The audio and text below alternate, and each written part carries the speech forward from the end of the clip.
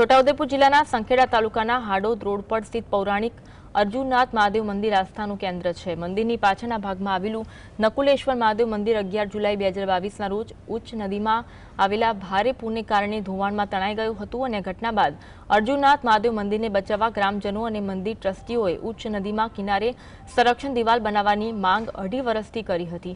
સરકારની ઉદાસીનતાને કારણે 31 જાન્યુઆરી 2025ના રોજ સંખેડાના ગ્રામજનોએ રેલી કાઢી સેવા સદન ખાતે મામલતદારને આવેદનપત્ર આપ્યું અને બંધનું એલાન કરી ભજન કીર્તનની ચીમકી આપી।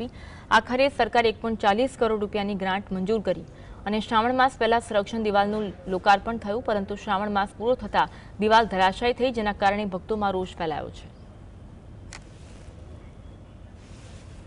સરકાર દ્વારા 1.40 કરોડ રૂપિયા જે મંજૂર કરવામાં આવ્યા હતા, એ આપણે જોઈ શકો છો કે 1.40 કરોડની જે દિવાલ બનાવવામાં આવી છે, એ કાળા પથ્થરની અંદર જે કાળા હાથ ભ્રષ્ટાચારની અંદર ભારતીય જનતા પાર્ટી દ્વારા થયા છે। એટલે આજે ભાજપ એ જ ભ્રષ્ટાચાર, એ સૂત્ર આજે ભાજપે સાર્થક કર્યું છે।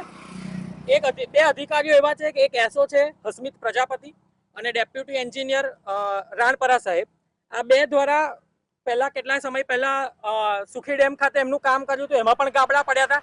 એ જ અધિકારીઓ દ્વારા અહીંયા નિગરાની કરીને એનું સ્ટ્રક્ચર બનાવવામાં આવ્યું છે। સ્ટ્રક્ચર આજે ફેલ થયું છે, તો આવા અધિકારીઓને આ લોકો બ્લેકલિસ્ટ કરવાને બદલે આ સરકાર અને સરકારના પ્રતિનિધિઓને જો ટકાવારી મળતી હોય તો જ આ લોકો છાવરતા હોય।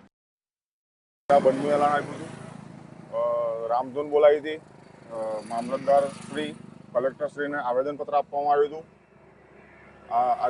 ત્યારબાદ સરકારશ્રી દ્વારા 1.40 કરોડ રૂપિયા દિવાલ માટે મંજૂર કરવામાં આવ્યા હતા।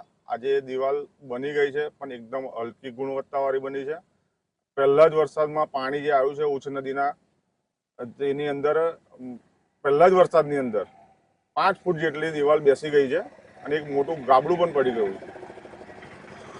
એની અંદર મોટામાં મોટો ભ્રષ્ટાચાર થયો હોય એવું માલુમ થાય છે।